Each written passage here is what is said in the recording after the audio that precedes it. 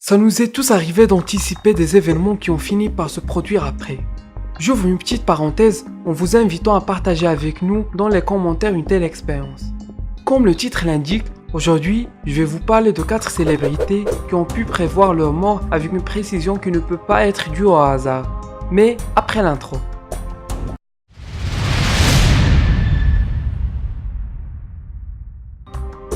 Numéro 1. Bob Marley, le célèbre chanteur qui a fait découvrir au monde le reggae. Et ça ne s'arrête pas là. Bob était aussi auteur, compositeur, interprète et musicien. Il est né le 6 février en 1945 en Jamaïque et mort en 1981 aux États-Unis. Durant son court parcours, elle a pu vendre plus de 200 millions de disques à travers tout le monde. Quand elle était avec ses copains, Bob répétait souvent la même phrase: « Je vais mourir à l'âge de 36 ans ». Ses amis, tous choqués, lui demandent la raison de ce pessimisme.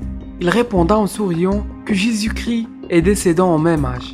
En effet, le chanteur est mort à l'âge de 36 ans à cause d'un mélanome malin qui était dans un premier temps sous l'angle de son orteil, avant de se développer au niveau de tout son corps. Bob Marley avait l'option d'amputer son orteil, mais il a refusé car cela était contre ses croyances religieuses. Numéro 2. Tupac Shakur, sûrement l'un des meilleurs rappeurs que le monde ait connu. Né en 1971 à New York et mort en 1996 à Las Vegas.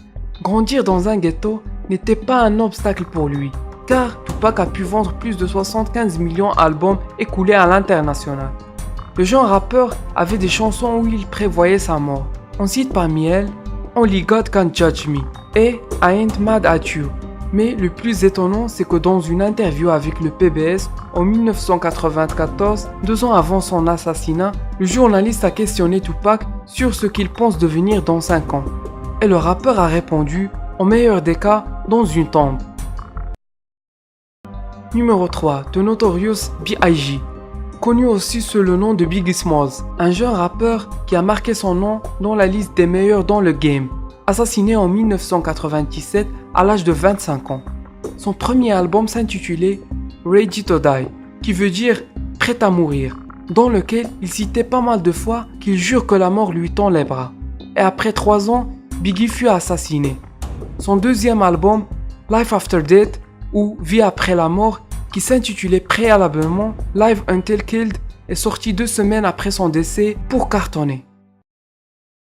Numéro 4. Jim Morrison, une véritable icône du rock, né en 1943 en Floride et mort en 1971 à Paris. Connu par sa vie instable, bourrée de chaos, Jim était addict à l'alcool et aux drogues, des choses qui ont causé la crise cardiaque menant à sa mort. En 1970, après la mort précipitée de ses 3 amis, Brian Jones, Jimi Hendrix et Janis Joplin, Jim déclara à ses copains avec qui il buvait de l'alcool ce soir-là: vous êtes en train de boire un verre avec le numéro 4. J'ai fait donc exprès de laisser la 4e position pour Jim. Quelques mois plus tard, le chanteur a été trouvé décédé dans sa baignoire dans un appartement à Paris à cause d'une overdose. C'était tout pour aujourd'hui. N'hésitez pas de s'abonner et de liker la vidéo. Allez, peace la famille.